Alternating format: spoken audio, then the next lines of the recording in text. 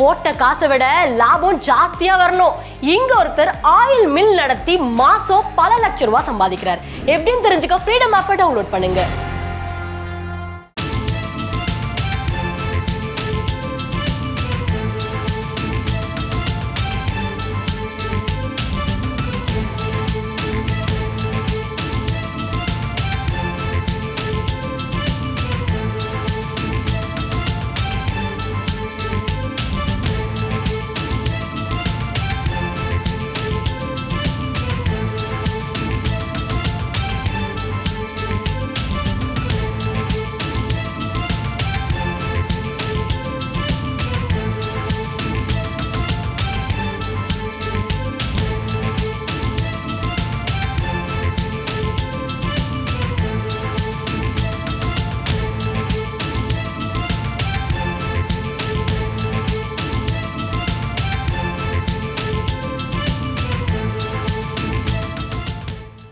அண்ணா பல்கலையில் மாணவி பாலியல் வன்கொடுமைக்கு உள்ளாக்கப்பட்ட சம்பவம் தொடர்பாக மகளிர் ஆணையம் விசாரணை நடத்துவதாக முக்கிய தகவல் வெளியாகியிருக்கிறது.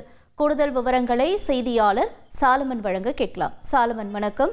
மகளிர் ஆணைய விசாரணை தொடர்பாக என்னென்ன கேள்விகளை முன்வைக்கப்பட்டு அங்கு விசாரணை என்பது தொடங்கியிருக்கிறது? முழு விவரங்கள் என்ன?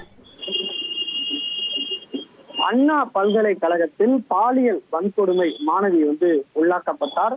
இந்த வழக்கு தொடர்பான விசாரணைக்காக தேசிய மகளிர் ஆணைய அதிகாரிகள் சம்பவ இடத்திற்கு, அதாவது அண்ணா பல்கலைக்கழகத்திற்கு சற்று முன் வருகை தந்தார்.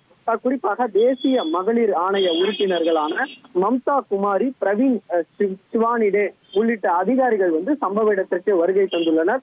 குறிப்பாக இவர்களுடன் பலத்த போலீஸ் பாதுகாப்புடன் இவர்கள் அண்ணா பல்கலைக்கழகத்திற்கு வருகை தந்தனர். குறிப்பாக முதலாவதாக அந்த சம்பவம் நடைபெற்ற இடம், அதாவது மாணவி பாலியல் வன்கொடுமைக்கு உள்ளான இடத்தை பார்வையிட்டு அங்கு என்ன மாதிரியான பாதுகாப்பு வசதிகள் மற்றும் ஏற்பாடுகள் உள்ளன என்பது தொடர்பாக விசாரணை மேற்கொள்ள உள்ளனர். குறிப்பாக அங்கு எவ்வளவு சிசிடிவி கேமராக்கள் பொருத்தப்பட்டிருந்தது, எந்த கேட் வழியாக அந்த குற்றவாளி உள்ளே நுழைத்தார், ஏற்கனவே பலமுறை வந்திருப்பதாக ஒரு தகவலானது வெளியான நிலையில அங்கு காவலாளிகள் எப்போது பாதுகாப்பில் நிற்கின்றனர், சம்பவம் நடைபெற்ற போது காவலாளிகள் அங்கு சம்பவ இடத்தில் இருந்தனரா உள்ளிட்ட பல்வேறு கேள்விகளை முன்வைத்து இவர்கள் விசாரணை மேற்கொள்ள உள்ளனர். அது மட்டுமின்றி இங்கு ஹாஸ்டல்ல என்ன மாதிரியான வசதிகள் உள்ளது, அங்கு சிசிடிவி கேமராக்கள் உள்ளதா, மாணவிகளுக்கு போதுமான பாதுகாப்பு ஏற்பாடுகள் செய்யப்பட்டுள்ளன என்பது தொடர்பாகவும் அங்குள்ள பேராசிரியர்களும் விசாரணை மேற்கொள்ள உள்ளனர். அடுத்த கட்டமாக அந்த மாணவிகள் மற்றும் பேராசிரியர்கள் என பல்வேறு அந்த பணிபுரியக்கூடிய உள்ளே இருக்கக்கூடிய அண்ணா பல்கலைக்கு இருக்கக்கூடிய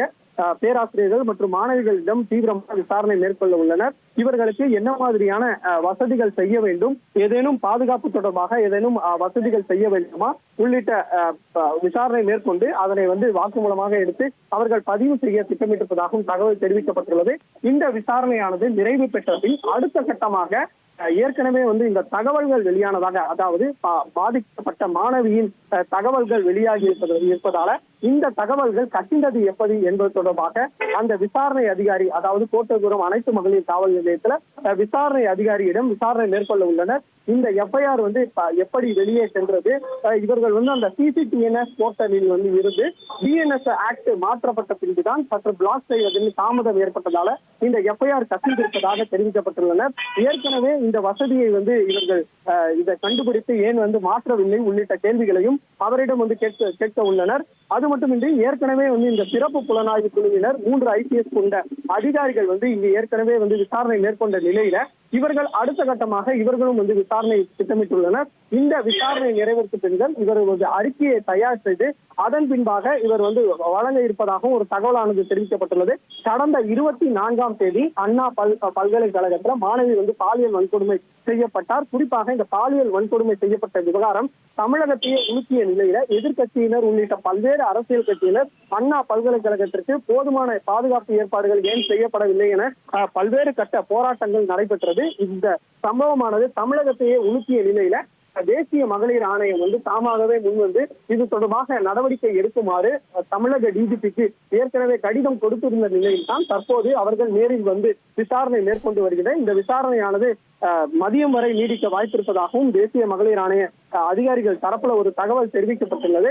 அடுத்த கட்டமாக இந்த எஃப்ஐஆர் வெளியானது எப்படி என்பது குறித்தும் வந்து இவர்கள் விசாரிக்க திட்டமிட்டிருப்பதாகவும் தெரிவிக்கப்பட்டுள்ளது. ஏற்கனவே சென்னை உயர்நீதிமன்றம் பல்வேறு கண்டனங்களையானது இதற்காக தெரிவித்திருந்தது. அதாவது இந்த எஃப்ஐஆர் வெளியானதற்கான காரணம் எப்படி, 25 லட்சம் இவர்களுக்கு இழப்பீடு வழங்க வேண்டும் உள்ளிட்ட பல்வேறு வகையிலும் வந்து கண்டனம் தெரிவித்திருந்த நிலையில தற்போது இந்த வழக்கானது மீண்டும் வந்து சூடுபிடித்து இந்த தேசிய மகளிர் ஆணைய அதிகாரிகள் வந்து தீவிரமாக விசாரணை மேற்கொண்டு வருகின்றனர். விவரங்களுக்கு நன்றி சாலமன்.